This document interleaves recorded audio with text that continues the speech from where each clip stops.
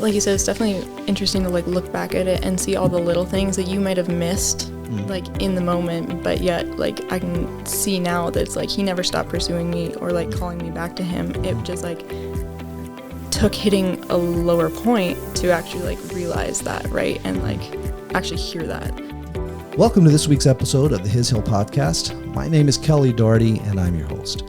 Today we have a second year student with us from Ontario. Her name is Hayley Martin. Hayley was with us last year as a first year. She decided to stay as second year, and we're just a few weeks into that.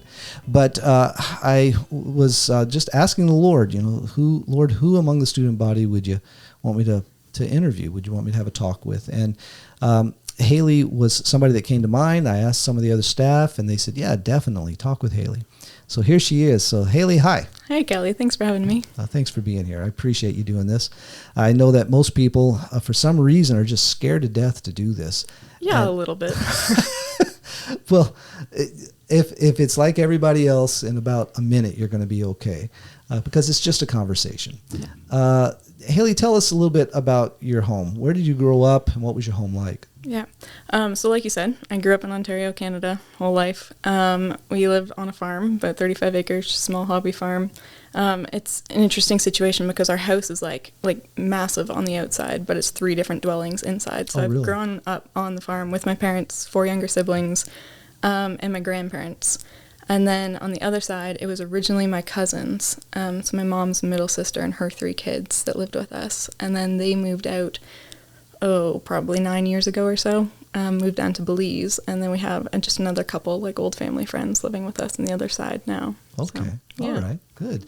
And is it a believing home? Mm-hmm. It is. Both my parents came to faith, or my dad was raised in like Christian home. He grew up Mennonite, so very believing, Bible-based. My mom would have come to faith later on in her years. Her parents actually would like, when she was little, they would drop her and her sisters off at Sunday school and then go home and then come pick them up when they were done, kind of thing. And then I think it was like towards her middle school years that my grandparents actually started like going to church consistently with the girls. And like from there, their household just kind of changed and switched for the faith side. So yeah, they've both grown up in a faith-based household for most of their lives. Okay. And therefore, I have my whole life. How many siblings do you have? 4 younger siblings. I've got 1 biological brother who's 19, 2 years younger than me. And then we have 3 younger siblings who are all adopted. Okay. Yeah. Okay. What was that like? How old were you when they were adopted? Oh, little. Really? I don't remember exactly how old I was. So Caden, my middle brother, we got him at about 18 months old. And he's 5 years younger than me. Yeah. So I would have been around 6 or 7 when we started. The reason I asked is that's actually one of my favorite topics to talk about on the podcast. And we actually had the Corbetts here, Summer's parents. She's Summer's one of my roommates too. Okay. And it's such a neat thing. The stories are incredible. I just had lunch with Bill Bushhouse, and Bill actually was recording another episode that we're going to air or post next week. And, they adopted 4 children. And so the stories are to me, they're just such precious stories. Yeah. And I was just wondering, being 6, you can remember the adoption, right? Yeah, a little bit. Okay. I would have like pretty vivid memories of things like the kids going on visits on weekends or afternoons to like their biological families, or we got the 2 youngest ones like directly from the hospital as babies, and so it's me and then 3 boys and then my sister at the bottom. And so I don't actually remember getting the call that like she's had another baby and it's a little girl this time, but my mom would always tell me she was like, it just like yeah, I don't even know how she would describe it. I just like lit up because it was me and 3 boys, right? Okay. And so then got a baby sister sort of thing. That's awesome. Yeah. So you really, you were too young to tell me that you noticed any changes or anything, or was there anything you had to deal with yourself, or were you just too young I to don't think so. It was just normal to you. Yeah. I don't really remember like essentially life before having them in the house. So it's not even like I have a time to compare, this is when it was just 2 of us and this is when it was like 5 of us. Okay. It was almost kind of a natural progression of like just like mom and dad having another kid sort of thing. It was, yeah. Well, that's neat. Now, this was a farm that you grew up on. Mm-hmm. Okay, so what kind of farm?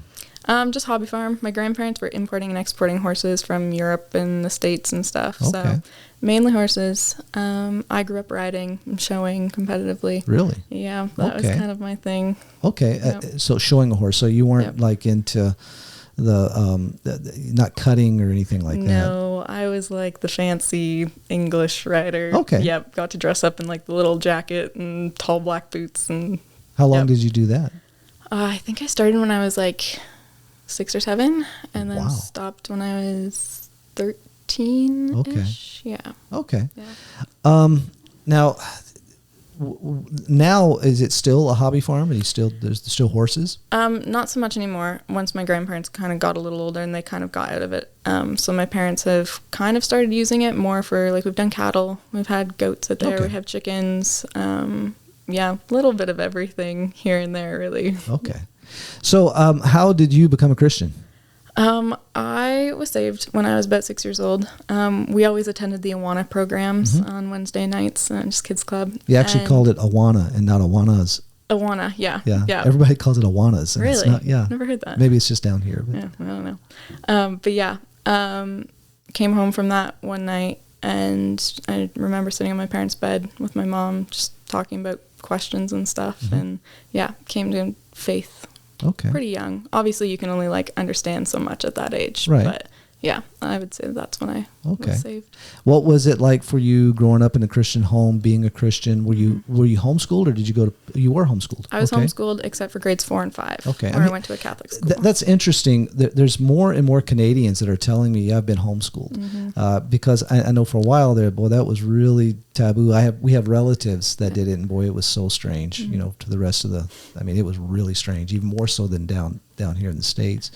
So you said you were there all but what? Grades 4 and 5. Okay, 4 and 5, and that was, you said you were at a Catholic school. Mm-hmm. Okay. Yeah. So grades 4 and 5. What was homeschool like for you? Homeschool, I guess before going to school, I didn't really have anything to compare it to. It was just kind of normal. And then went to school for those 2 years. And then coming back, it was a little bit different then. Because you've got that comparison of both worlds sort of thing, and I would say that there's pros and cons to both. Sure. Like, I love people, and so being in a classroom with kids my age all day was great, like having that interaction and whatnot. But on the other hand, I came home and like partway through my first year back home realizing like how much more I can get done in a day as opposed to the school system. Like, I'd be done my school by 1 o'clock and then off doing who knows what around the farm or reading my books or whatever I wanted to do at that point, right? So what did your parents do for you to make up for the lack of the social life that you were becoming used to in school? Well, that was right around the time where I quit riding and got more into like theater and dramatic arts kind of thing. Okay. So that was actually a really good transition in that sense because riding's such like an individual sport that even that being outside of home and outside of school and stuff wasn't much interaction with other people. But then when I got into theater, like that's big groups of people. And I started that like with a faith-based church group that would run a musical every year kind of thing. So it was a really solid transition, I think. So you had believers around you growing constantly. up. Yeah. Were there rebellious years for you, or were you more pretty complacent as a child? I'd say that like kind of, I guess it would have been like post-COVID were kind of the toughest years for that for me. Okay. Just because I went through this transition of like in high school, I was involved in a solid youth group. I had my close friends there, solid church, like everything was just kind of easy and normal for me. And then after COVID, that friend group fell apart. We left that church. Just a lot of things happened to kind of like shake my world and kind of where I had like put a lot of my like identity and time and all those things. So the next couple of years following that was just this mix of trying to replace those things almost. And it was just based off of like the people that I could interact with kind of following in what they were doing. So like at work, I was blessed with a great job through COVID. And I loved the ladies that I worked with, but they were definitely not like faith-based or believers or anything. And so even just their language and being around that, it kind of seeps into you. So they would talk about things that I would, just thought was so foreign to me, or And so then those thoughts kind of start to sink into your mind and your heart, and it's just what you're around all the time. And so I kind of became soft to them in a sense. And so therefore they didn't seem as bad to me. And so between that and just like a few other influences, there was definitely a few times where I'd find myself, out at a party at night or out at a club kind of thing. And it's, you just, you start to go soft to them and justify them because everything else is doing them, and maybe I'll just feel better doing it, sort of thing. Did that put a strain on your relationship with your parents? A little bit, but not to the extent that you would think, because they didn't know it was happening. Okay. I still don't think they realized the full extent. Like, I've never actually come out right and told them. Do they listen to this podcast? They might. I was planning on sending this to them, so they'll know now. I'm sure it'll strike up conversation later on, which is okay. Because I think it's good to, it's a little hypocritical to say now, I guess, but it's good to like not sit and hide those things and just to, be open and talk about them. Which is sometimes the hardest with the people that you're closest to, right? Yeah. So it's, a little bit of rebellion in there. Okay. I wouldn't say horribly by any standard, but it's still definitely. So that took place during 2021? Yeah, 2021, 2022-ish. Okay. Yeah. Okay.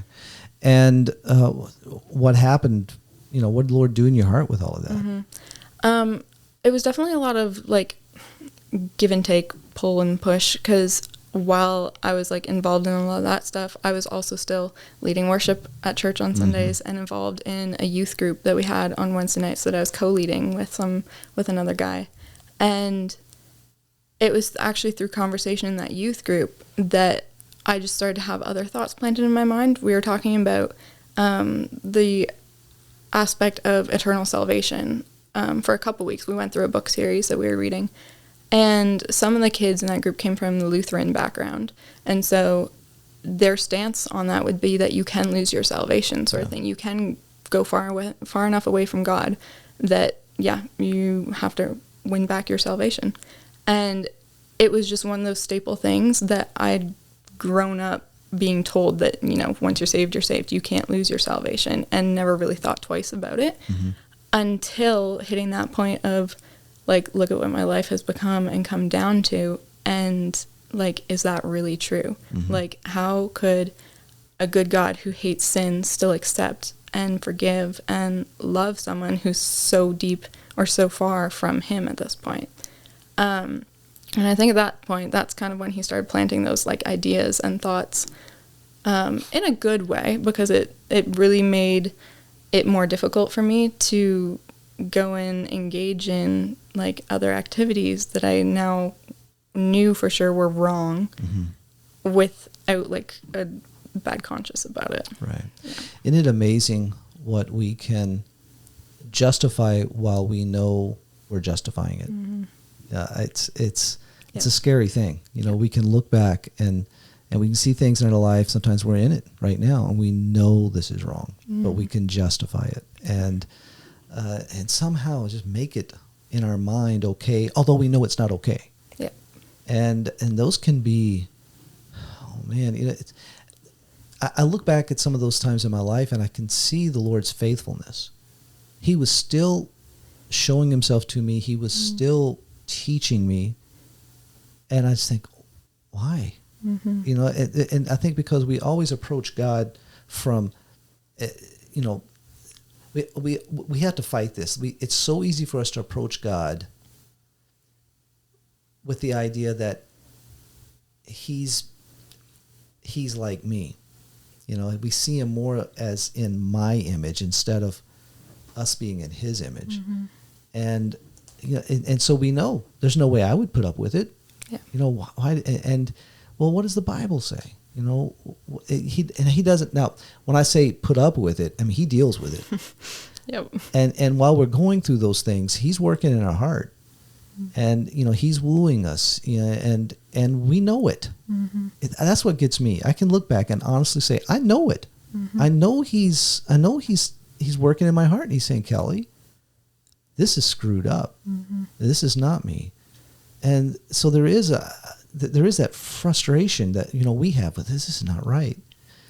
And it's pretty soon we're just fixed on ourselves. We're fixed, you've heard me say it in class, we get fixed on our problem instead of our provision. And we keep thinking that the only way, I've got to fix this, I've got to change this, and all we do is we keep failing. We might do good for a day or two. Yep. And here we go again. Yep. And so what was that process like for you? You're sitting there nodding your head, yep. What was the Lord doing in your heart, and where did he take you with this? Well, it's like you said, it's definitely interesting to look back at it and see all the little things that you might have missed in the moment, but yet I can see now that it's he never stopped pursuing me or calling me back to him. It just took hitting a lower point to actually realize that, right? And actually hear that. So yeah. Once I started realizing those things and kind of working back to separating myself from those things that I knew were wrong in my life, it was kind of just this essentially war of I just want to get back to being the good Christian sort of thing. I want to get back on the right track of life. And we had one of the ladies in our church come up to me one morning, and she was telling me all about how her niece was attending this Bible school in Texas and having the time of her life. And, it was still during COVID. So she's like, yeah, it's all free down there. And, and I was like, that sounds great. So that was the first time I heard about the Hill. And yeah, so I applied to the Hill then that spring in April, was put on the wait list for a little while. And then I think it was late July, mid-July that I was accepted, and then was here in September. And even that transition, at that point I was still working through a lot of that stuff, and definitely came to the Hill, essentially searching out good influences in people that would bring me back to the Lord, if that makes sense. It was, sure. Yeah. And then, the first week, even year at the Hill, obviously we started off with your Genesis class, and there were so many times to that class. I'm not a crier. I'm not an emotional person. I like to think of myself as a pretty steady line, and that class was an emotional roller coaster for me. I couldn't tell you the amount of classes where I just I was on the verge of tears just from one line or statement that you would say. And so that just kind of, essentially broke me at the beginning of the year. And from there, last year was definitely a big still transition time of figuring out my life in Christ and Christ in me. And obviously it's a process that we continue to go through each and every day. But yeah, specifically first semester last year was big transition point for me. Isn't it interesting how, you're talking about, the Lord working in your heart with these things from the book of Genesis. And so often, when we're going through things in our life, Genesis is probably the last book we go to. We go to John, which is great. Yeah, fine. We go to the New Testament from those classes, you heard me say several times that if whatever we're learning, a good test for whatever we're learning in Scripture, we need to go back to the first 3 chapters of the Bible and see, does it agree with that? Because it's all there, the purpose for our existence, God's very image. How is that possible? By his very breath. And we see the sanctity of life. We see the what God's design for man and woman are, for marriage is, the importance of male and female, and we see all of that is the basics of his life, that we were created in, and it does. I love teaching Genesis. I'm so thankful that I get to teach Genesis, and it takes forever for us to get out of those first 3 chapters, yep. and so do you remember anything in particular that the Lord was working in your heart through that first week? Honestly, there's not a lot of particulars that I remember from it. Your one line that you kind of pound into us is it takes God in the man to be the man that God created man to be. Right. And that... Which I got from Major Thomas. Okay. I didn't even remember that. I just remember Kelly said it. That's fine. I'll just, it's really funny, but for years I've said that. It takes God in the man for man to be the man that God made man to be. Yeah. And I remember where I was when I came up with the saying. I was sitting in my old office, which is Kevin's office now, and I was about to go teach, and I remember Major Thomas said something, and I can't remember what it was, and I can't remember where to find it, and so I started, I'll just come up with something, and that's what I came up with. So for years I've been saying that. And then last year, I come to realize the reason it's so close to what Major Thomas said is because it's what Major Thomas said. I heard him say it in a sermon the other day. I was listening to a recording of it. Oh, okay, well, there you go. It wasn't, I didn't come up with that. But the Lord used it in my life like he has in so many, people that just to clarify something that, it takes God in the man for man to be the man that God made man to be. We were created in his image. He took us from the dust of the ground, breathed into his dirt's nostril. I mean, think about it. It's dirt. Yep. And how does dirt live out the image of God, but that God's image live out of the dirt? And then you find out, wait a minute. That's our intent, and that's what we've been brought back to. It's no longer I who live, but Christ who lives in me. And so, that's, I know this is time for you to talk, but I get excited. You go for it. No, that's fine. That's because that is so freeing to find out this is how I was created, and this is what I'm restored to. That it is so freeing, because all of a sudden we go back to this, you start to, you doubt your salvation. Well, it's because we're going at it from the wrong angle now. We're starting on the basis of me, and not on the basis of him and his enabling and what he does and his faithfulness. But go ahead. I think you used a good word for it, and that is the basis of it, is that freedom that I think, like, at least for me, I assume that for most people brought up in like a believing household, that you were created in God's image, and that you were like created to be like him. But when you can sit there and look at it as, I can't do that without him in me, and once he's in me, I don't have to do it, like, because he's going to do it through me. Right. Is such a freeing thought, because it takes the pressure off of that idea of living the good life, the Christian life, those standards that you kind of set for yourself. Yeah. Like, you can't possibly live up to those in and of yourself. Right. And so being able to say, no, God's living this through me, and I can take my hands off of it and trust that it's still going to be good, because it's his life and he is good, is, you used a great word for it. It's freeing. Yeah. So with that, now, at what point in the first year did you start to hear that this started to penetrate your heart? I think it was within that first week. But it probably wasn't until like part way through the semester that, between that and just other things that were being taught to us, just kind of all came crashing down on me. Yeah. I was still here, like, living for people and wanting to be with people, and the classes were great. I loved sitting in the classes, but it was still that, like, we have class all week, and then, yay, it's the weekend sort of thing, and we get to go do things.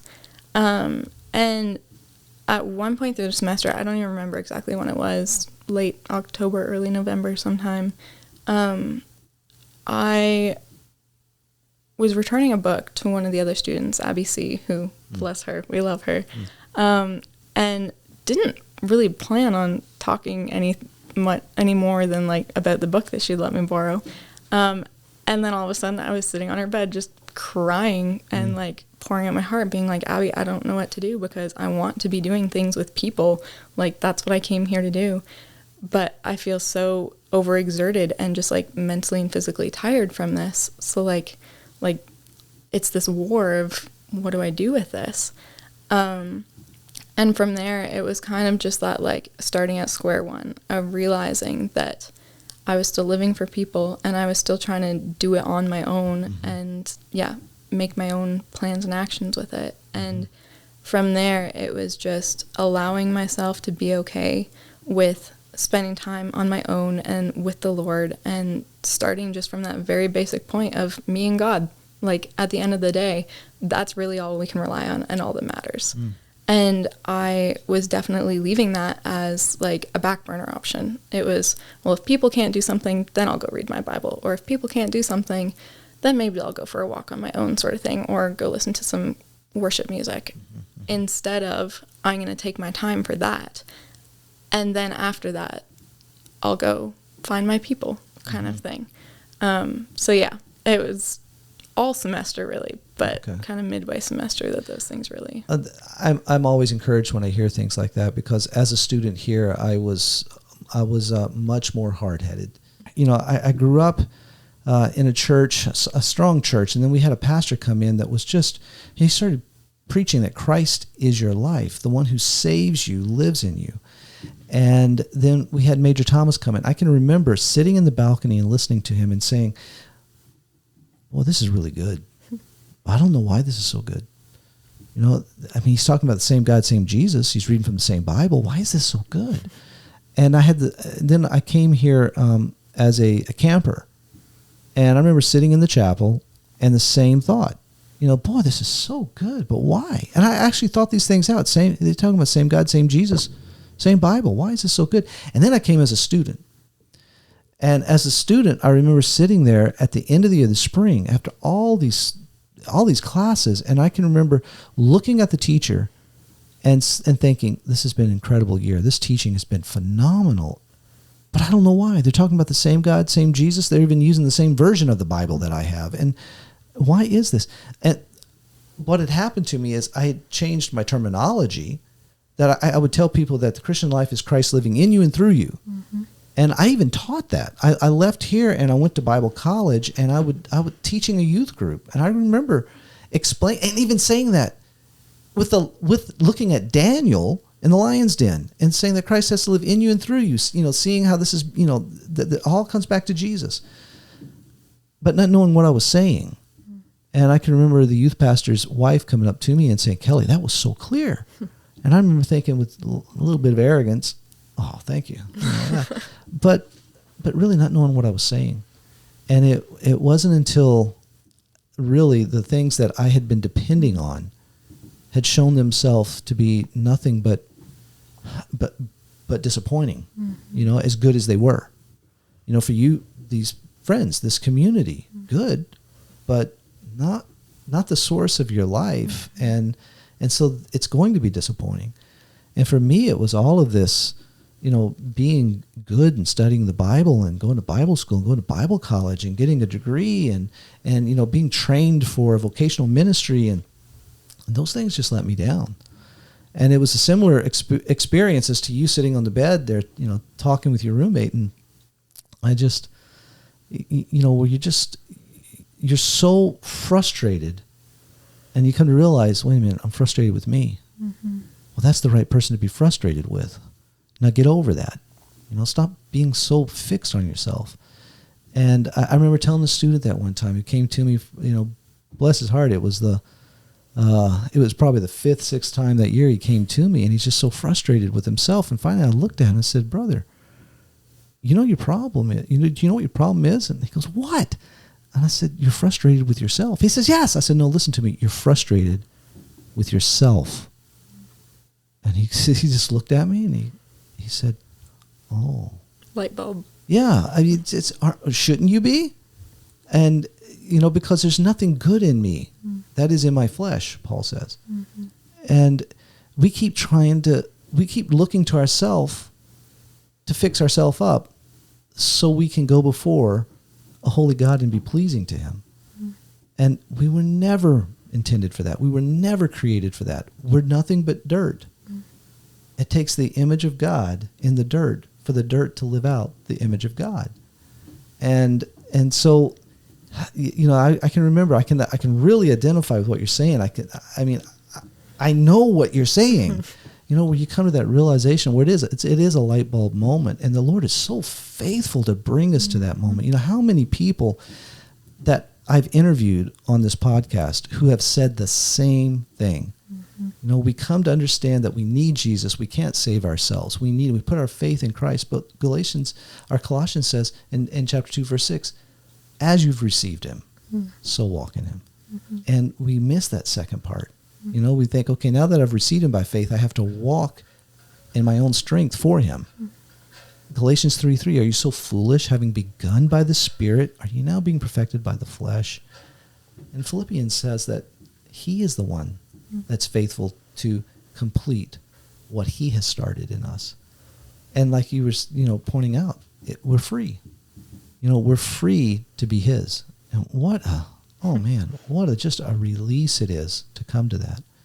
So that was in your first year. So at what point in the year was it? That was around November. First semester. Yeah. Okay. That's interesting because I can remember you being in the choir at Thanksgiving conference and just grinning the whole time. Of course, you are a grinner, but I can remember that. It's just like, this girl, I think she's in a good place. It seems like, yeah. Oh, that's neat. That's really neat. Now that I have that picture of you and thinking, well, this is what the Lord was doing. That's so funny. That's really neat. So early in the year, how'd the rest of your year go? Rest of the year was great. Obviously still learning things, but with just, again, that freedom of moving forward and learning things. I guess the next big lesson was, this is so funny, it's a recurring theme, but it was your Hebrews class. Okay. That was my favorite class all year long. Wow. Just learning about the rest that we find in him. To this day, I'll go back to Hebrews most often if I just need something to read. That's my go-to. Yeah. That was, and it was just kind of like a good stepping stone off of what I had worked through in the first semester to then come to this class going through Hebrews and just, learning that we have rest in Christ kind of thing. And, I have so many sticky notes in that book now. It's great. Yeah. Isn't it amazing how so many, for me in teaching, I keep going back to Hebrews. No matter what I'm teaching, there's so much there. And the Lord used the study in the book of Hebrews to open up so much of Scripture for me. Just to, that's what, okay. And and to me, just working through Hebrews, the theme of rest, kind of being to me the pivotal point there for the book, there in chapters 3 and 4, and then to come to find out that the rest is not something but someone. Again, we keep missing Jesus. We keep wanting to grab on to the results of Christ's life, and not Christ. And, it's just, I remember Arlene and I were out for supper one time with a couple from here in Comfort. And I had, in the conversation, I had this opportunity to explain this to them, that, listen, the Christian life is not about you trying to be like Jesus. It's about Jesus being who he is in you. And they both started to get excited, and they were wiggling around in their chairs. And I thought, they're getting it. And what really was going on is they were waiting for me to shut up so they could talk. And what they said was, that's exactly what the Lord's been teaching us. And the wife said that, when she first heard it, when she first started to realize this, her first thought was anger toward the church. Why didn't anybody teach this to me? And then she said, my second thought was, wait a minute. This is not on the church. This is on me. She realized that she's had his word. She's had his presence, his indwelling life. And the problem, we always think that, our problem is something else. We never want to think that the problem is me. Right. And that is the issue. Paul said, "Oh, wretched man that I am." He understood that he was the problem. And I love that. I appreciate that, because he's the man that said, for me to live is Christ. And it's no longer I who live, but Christ who lives in me. And I can do all things through Christ who strengthens me. And the same man says, there's nothing good in me. Nope. That is in my flesh. So there is that fight. And we are the problem. So, and isn't that interesting? We're the problem. So why are we going to ourselves to fix the problem? we're so messed up, and the Lord he still wants us, and he still pursues us. Mm-hmm. But isn't that just his character of faithfulness? Yeah, right? It is. Yeah, that's right. We get that so wrong. Yeah. But yet because he still chases after us and pursues us. And yes. Yeah. And I appreciate that. He's the one that's faithful. Mm-hmm. Even when we are not. That's right. Yeah, even when we're not.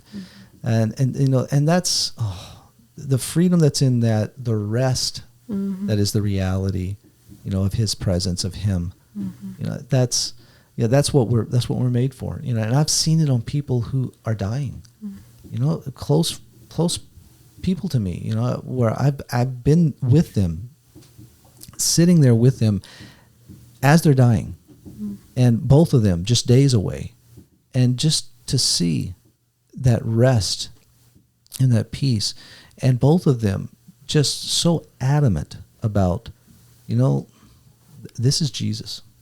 One of them said nothing else matters. It just, this, what a good God, that he would be so patient with us when he's offered us so much. Mm-hmm. He's provided so much, and we continually, just, take our eyes off of him. That's, what a good God. So now you you did not stay for the summer. Nope, I went home for the summer. Yeah, what did you do in the summer? I just went home to work. I knew I wanted to come back for second year. I was accepted at that point. I actually really debated staying for camp. Connor had asked me to stay on as a wrangler, and at that point, I had once again was kind of like, well, a lot of my good friends are staying for the summer, and finally wrestled through with, no, I need to go home for the summer. And it was literally like 2 days after I'd come to that decision and whatnot, and then Connor approaches me and he's like, hey, actually, I have a position that you would be great to fill. And I was like, oh, come on. And so really wrestled with and debated that. But yeah, in the end, I decided to go home for the summer, spend time with the family, and just, be home, take a break. And it was so good. Like, once again, the Lord was faithful to guide me in the right decision in that, because I look at it now, and it was really the best decision for me. So what was your summer like? What did the Lord do taking you home? Yeah.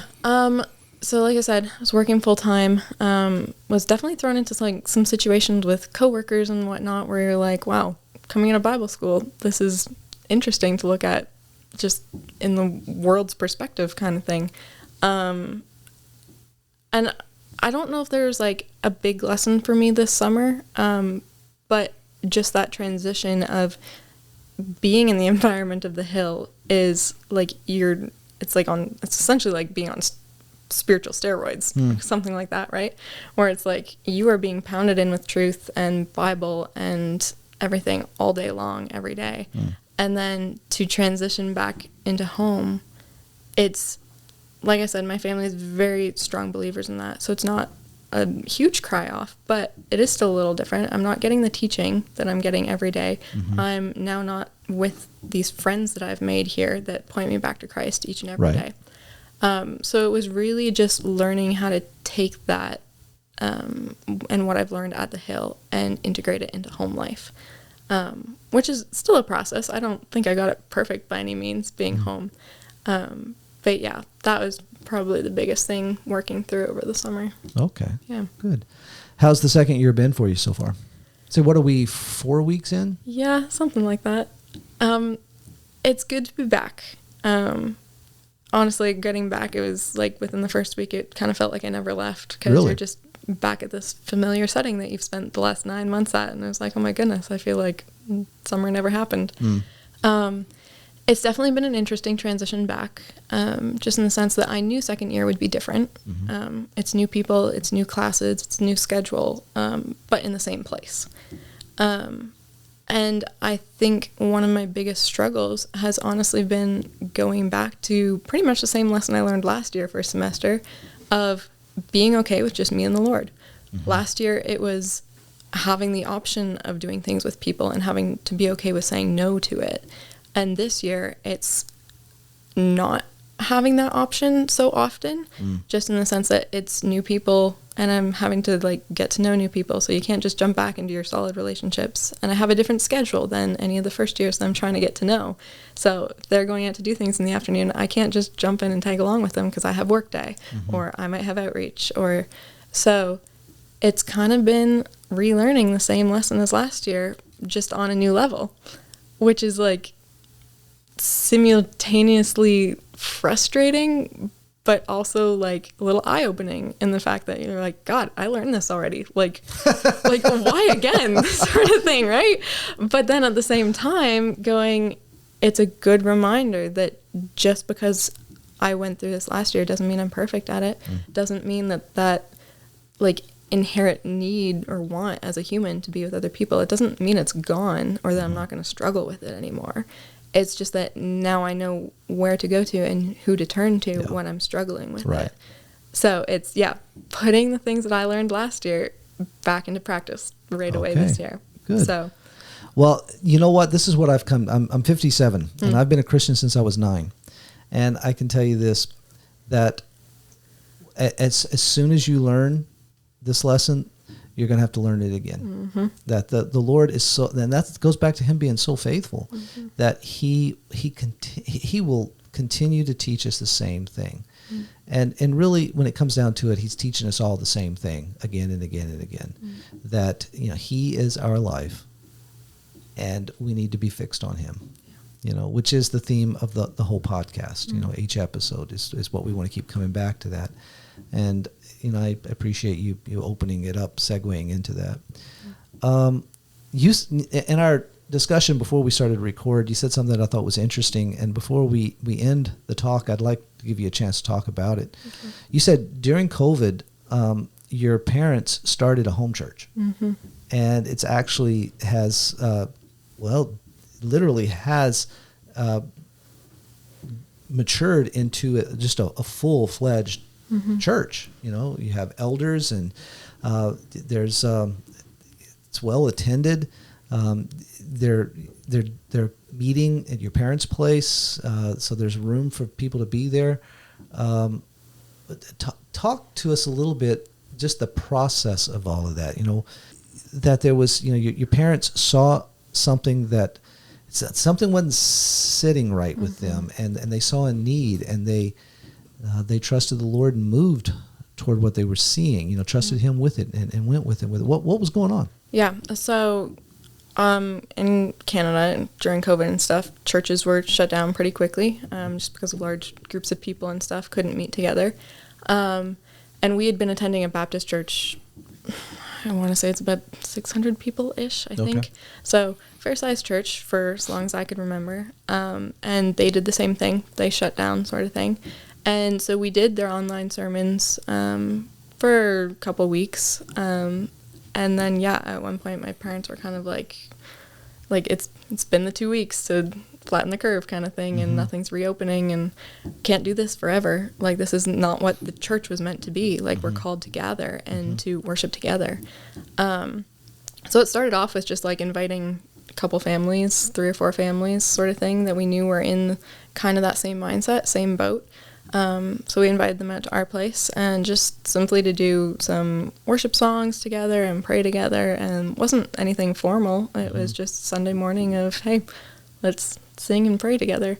And then from there, it was kind of just this, like, escalation of, we were like, well, we can do it again next week sort of thing, and do it again next week. And then those families start going, oh, I know another family who would love this, and so forth and so on. And then, so that was during summer of 2020. Okay. By the time we hit that fall, we had a pretty solid group that was meeting. And at that point we would do online sermons, and we had like a set aside praise time and sermon time, and pretty much a normal church service. We started doing communion some Sundays. So then we moved into the barn as the weather got cooler, still continuing to grow in numbers, and then got to the point where we couldn't fit everybody into our barn. So we moved into the basement, which is where we are still now. Okay. And it has been a process for sure of just seeing the Lord work through that. Like, my parents will say to this day, they were like, never did we plan to, like, be hosting a church, right, sort of thing. Like, that was never on their radar. Even when they invited those few families over, like, that was not their, like, long-term plan or, like, vision with it. But it's just the Lord placing people in each other's lives and bringing them to this same place together, through something as, like, simple as, like, a Kijiji ad, which is how we had one person and her kids join us. One of the men who was, like, attending our church at that point, he went to go pick something up off of Kijiji kind of thing and just got talking with the lady that he was picking it up from. I don't even know about what, 'cause I wasn't there for it, but just the story goes that, yeah, they started chatting and then started talking about church and just, like, you know, what are you doing with that right now? And it turns out that, yeah, it's a single mom with 3 kids, and they were just kind of struggling with it all. And so he invited her out, and so they were attending our church for a good little while. So it's crazy, like, those little things that you're like, I don't know, Kijiji, which for you Americans is like eBay, essentially, right? Crazy how he uses those little things to plant people where he wants them and where they need to be at that point in their lives. And it's so neat to see just how intricate he is in working in people's lives. Yeah. And, you know, I appreciate what you're saying, what you're describing. You know, I'm not aware of a church that did stay open, that the Lord didn't do some pretty neat things during that time. And I know for our church, it was the same kind of thing. That the first few weeks, what do we do? You know, so there was the online for a few weeks, but then there came the point where the elders said, "No, this is violation of Scripture. We cannot be making decisions based on fear." And I remember there was a doctor in the church. We were still living in Louisiana. We had not moved back yet, but what we were aware of what was going on here. And there was a doctor in the church there were doctors in the church that were in favor of us meeting, but there was one that wasn't. And she wrote a letter to the elders and asked them to please take this serious. And the elders' reply was so challenging to me. They said, "We are taking this serious. We're not ignoring we're not oblivious to what could happen. We understand that this could kill us." And, you know, it almost did kill Charlie. You know, he was very close. But their reply was, "We know this could kill us, but we're ready to die."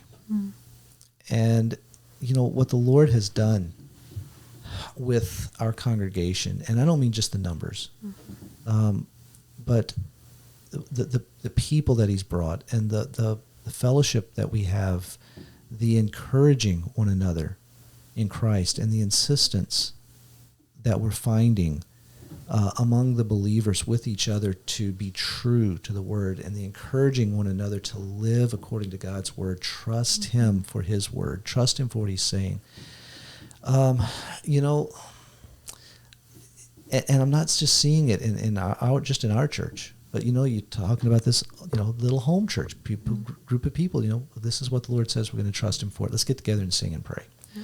And what He's done with that, and churches across the country that I have seen, you know, it sounds crazy, but dare to trust the Lord. You know, it's like I almost, what a horrible thing to have to say. Dare to trust the Lord, and to see His faithfulness has been just amazing, and really, you know, with all the craziness that goes on in our society, that's really accelerated since the whole COVID thing, with all the crazy wokeism and leftism and all this stuff that's gone on, and has penetrated our society.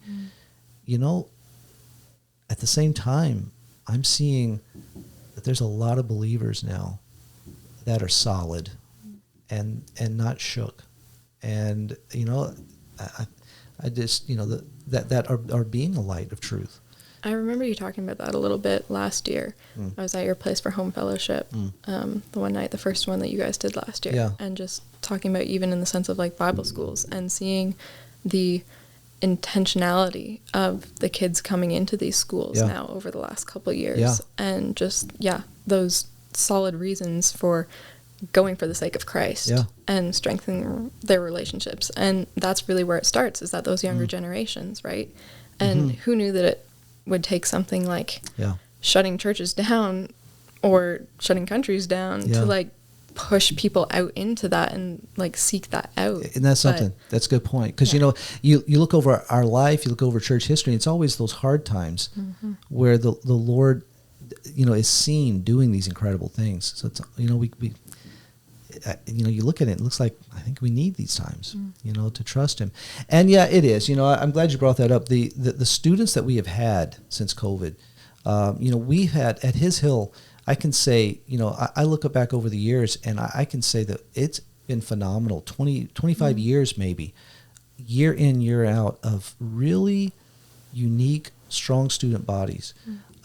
But at the same time, I can say that since the whole COVID thing, there's been a even deeper seriousness among the student body that it's been really challenging and encouraging for me.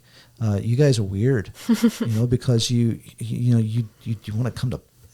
I mean, while COVID's still in full force, you know, we had students coming, and we had a waiting list. You know, we haven't had a wait. I think there was only one time in the history of His Hill that we had anything like that, and that was in 1982. And now we have waiting lists, and you know, it's just, you know, unbelievable. You know, it's. And I'm thankful, not because of the numbers. It's fun to have the numbers, it is, but not because of the numbers, but because of just who's coming. That it's really something to see. You know, it's really been encouraging to see. So I'm excited to see how the Lord uses you guys going forward, and how He's going to use you in society. And I'm praying.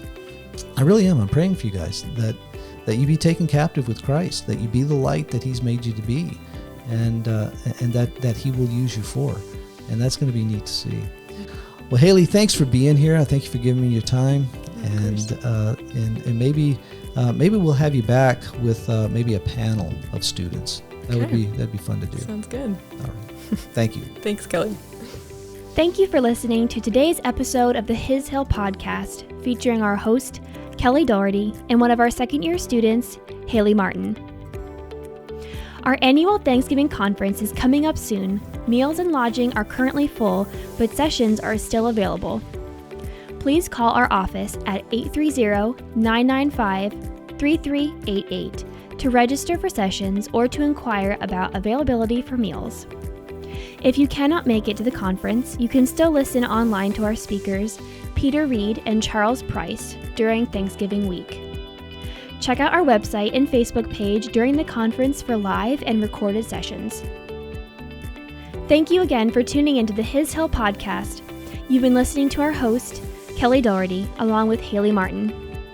If you would like to get in touch with Kelly, you can contact him via email at kelly@hishill.org. Remember to keep your eyes fixed on Christ. I'm Lizzie, and we'll see you next week.